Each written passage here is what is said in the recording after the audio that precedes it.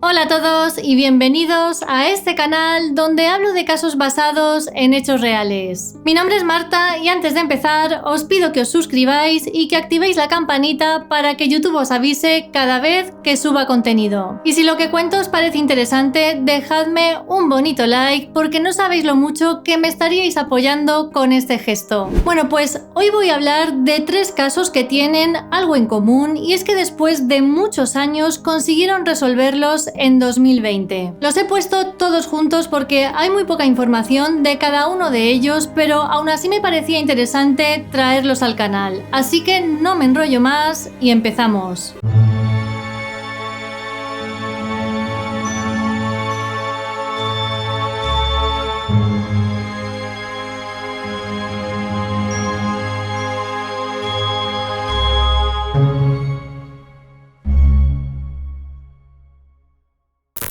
John Anthony Manzi, o Tony como todo el mundo le llamaba, nació el 7 de diciembre de 1967. En 1983 era un adolescente de 15 años que estudiaba en la escuela de secundaria y que vivía en Columbus, Ohio, con sus padres y su hermano menor. Su familia decía de él que era un chico lleno de vida, extrovertido y que se llevaba muy bien con todos sus compañeros de clase. Le gustaba mucho escuchar música y tenía una especial predilección por el grupo AC/DC. El 15 de octubre de 1983, Tony fue visto por última vez a la salida del cine York Plaza de Columbus y a partir de aquí nadie más volvió a verle con vida. Esa tarde las horas iban pasando y cuando sus padres vieron que el adolescente no regresaba a casa, empezaron a entrar en pánico. Al día siguiente, un hombre que estaba en Galena, una localidad situada a unos 30 kilómetros en coche de Columbus, encontró varias bolsas de basura cerca de la carretera y una de ellas parecía mostrar partes de un cuerpo humano. Este hombre avisó a la policía del condado de Delaware, quienes se presentaron inmediatamente en el lugar. Lo primero que hicieron fue abrir las bolsas y dentro encontraron el cuerpo de Tony con la cabeza y los brazos separados del cuerpo. La autopsia reveló que su fallecimiento se debía a las múltiples heridas que tenía en la espalda producidas por un arma blanca. Además, durante este examen pudieron obtener ADN de su agresor, así que con todo esto esperaban resolver el caso enseguida. Pero desgraciadamente por aquel entonces las pruebas de ADN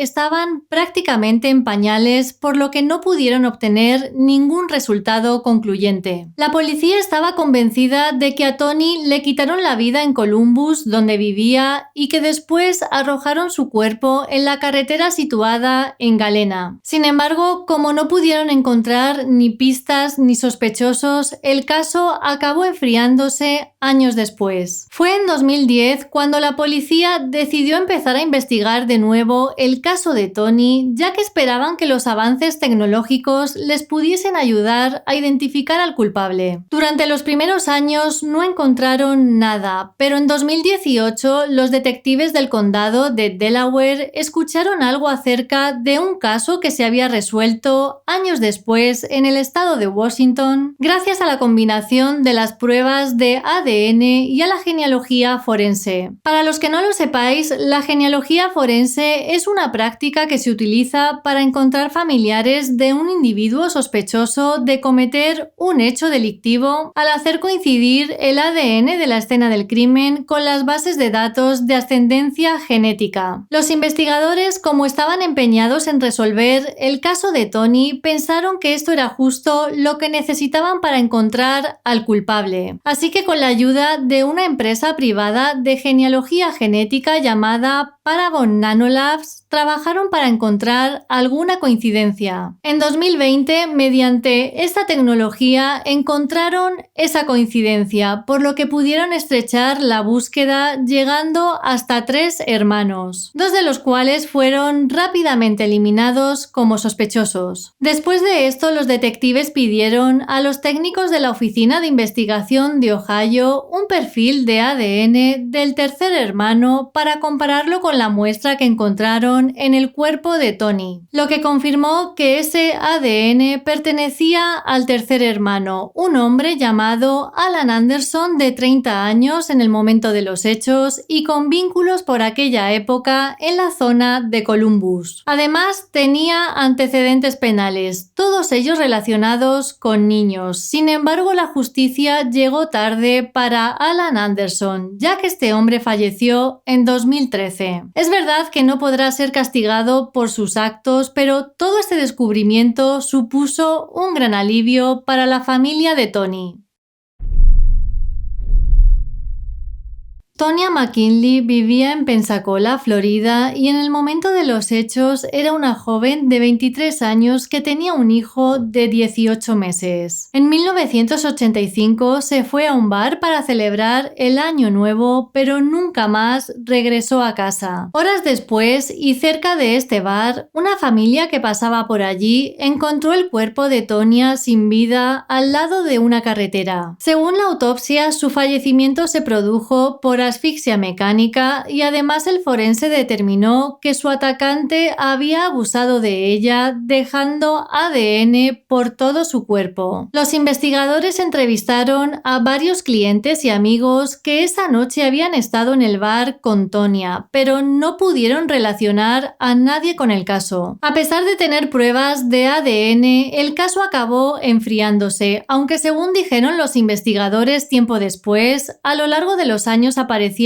nuevas pistas y debido a eso lo dejaban todo para investigar. Lo hicieron una y otra vez, pero siempre llegaban a un callejón sin salida. Según ellos, este caso les sensibilizó especialmente ya que un bebé creció sin su madre y unos padres tuvieron que enterrar a su hija sin que se hubiese hecho justicia, mientras el autor andaba suelto. Pero al igual que en el caso anterior, gracias a la genealogía forense, los detectives que se dedicaban a investigar casos sin resolver vieron una oportunidad para encontrar al culpable 35 años después. Usando las bases de datos de la policía de Pensacola, fueron capaces de construir un árbol genealógico de parientes con ADN similar a la evidencia de ADN recolectada en la escena del crimen. A través de esto, la policía llegó hasta un hombre de 57 años llamado Daniel Wells, emparentado con una de las coincidencias encontradas a través de la base de datos. En el momento de los hechos, Wells vivía en Pensacola y llegó a ser uno de los primeros entrevistados por la policía, ya que era uno de los clientes del bar. Los detectives estuvieron siguiendo en secreto a Wells y fue el 4 de marzo de 2020 cuando este arrojó una colilla de su cigarrillo fuera de su automóvil. En ese momento le arrestaron y recuperaron la colilla cuyo ADN coincidía con el semen encontrado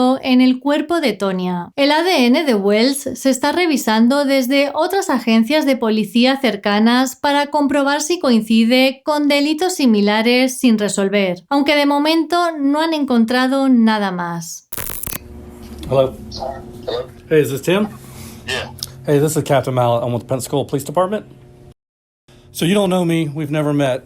But I want to let you know that I just made an arrest on your mother's murder. I'm sorry. What did you say? I'm sorry. Your mom's murder back in 1985. I just arrested a guy. I'm sorry. Hold on. Oh, my God. Wait, what? Are you serious right now? Yes, sir. Serious. Oh, my God. I know it's been a long time. Yeah, man. I'm sorry, dude. I'm sorry. I'm freaking out right now. I understand. I kind of am too. Are you serious? This is serious right now? Yes, sir. That's serious. I want to know who it is, man. His name is Daniel Wells. He's from the Milton area. He did not know your mom.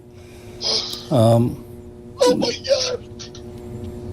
Wells ahora está en la cárcel y se encuentra a la espera de juicio por asesinato en primer grado y abuso. La hermana de Tonya, Renee, de 62 años, estaba convencida de que nunca encontrarían al culpable de la muerte de su hermana, y menos después de 35 años. Cuando se enteró de la detención de Wells, tuvo sentimientos encontrados. Por un lado, estaba contenta porque habían encontrado al culpable, pero por otro lado estaba muy triste porque su padre había fallecido sin poder ver que la persona que le había hecho algo así a Tonya había sido capturado.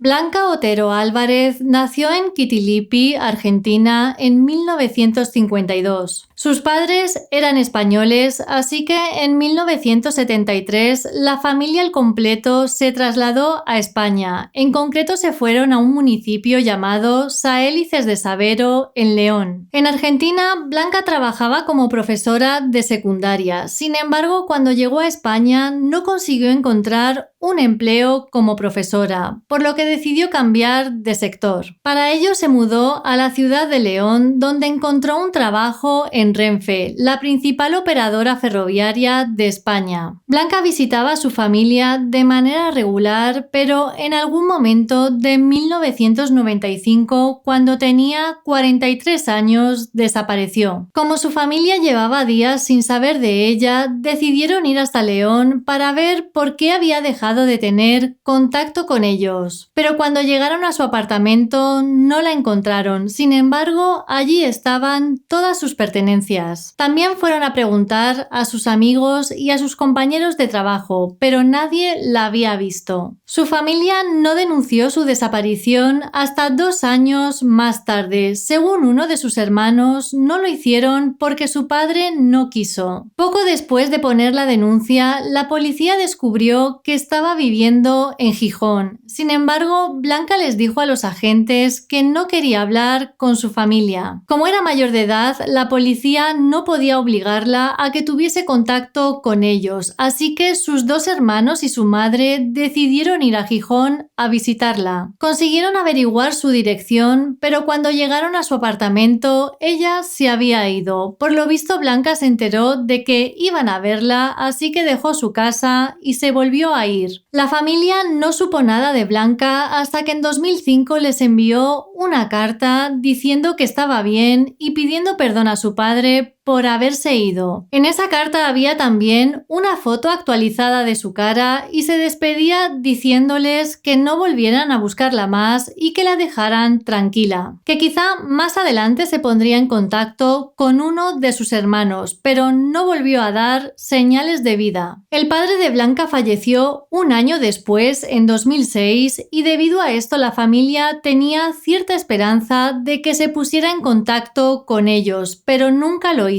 Pasaron los años y al no tener más noticias de Blanca, llegaron a pensar que ella también había fallecido. Hasta que en 2013, uno de sus hermanos encontró un retrato robot que emitió la policía de una mujer de mediana edad que habían encontrado sin vida en la playa del Camello, en Santander. La mujer sin identificar era conocida como la Dama del Camello y la familia pensó que esta mujer podría ser Blanca debido al gran parecido que tenía con el retrato robot. Sin embargo, una prueba de ADN lo descartó. En septiembre de 2020, una mujer de 68 años llamada Eva fue reportada como desaparecida por sus vecinos en Pola de Siero, Asturias, después de no saber nada de ella durante días. Inmediatamente después, unos policías fueron a la casa de esta mujer y llamaron a su puerta, pero nadie les abrió. Curiosamente, la puerta estaba bloqueada desde dentro, lo que indicaba que la mujer estaba en la casa. Así que forzaron una de las ventanas para acceder al interior, ya que la mujer podría haber sufrido un accidente o un problema de salud grave que le impidiese abrir. Una vez dentro, los agentes encontraron a Eva sentada en el suelo sin poder moverse debido a un problema en sus piernas. Estaba consciente, pero extremadamente deshidratada y desorientada, por lo que llamaron a emergencias para trasladarla inmediatamente al hospital. Mientras esto sucedía, la policía intentó encontrar a la familia de la mujer para avisarles de lo ocurrido, pero para su sorpresa, la identidad por la que era conocida en el barrio no coincidía con lo que les aparecía en sus bases de datos. Lo que descubrieron fue fue que su identidad era falsa y que realmente se llamaba Blanca Otero Álvarez. Blanca llevaba años viviendo en Pola de Siero bajo el nombre de Eva y trabajaba cuidando niños, cuidando mascotas y limpiando casas. En los últimos años su salud se había deteriorado bastante y sus vecinos llegaron a afirmar que tenía dificultad para andar. Los agentes que la encontraron avisaron a la familia de Blanca para decirles que estaba viva. Y en la actualidad son sus hermanos los que se ocupan de ella y de su madre de 90 años que vive en una residencia de ancianos de Gijón. La mujer no sabe todavía que han encontrado a su hija y creen que lo mejor es ponerla en manos de psicólogos o de personas especializadas para que le cuenten que su hija Blanca ha aparecido. Sus hermanos no entienden qué le pasó por la cabeza para llegar a desaparecer de esa manera, porque según ellos eran una familia muy unida. Y bueno amigos, hasta aquí estos 3 casos resueltos en 2020. Dejadme en los comentarios vuestra opinión y si ya los conocíais. Muchas gracias por ver el vídeo hasta el final y sin más que decir, me despido ya de todos vosotros y espero veros en el próximo caso.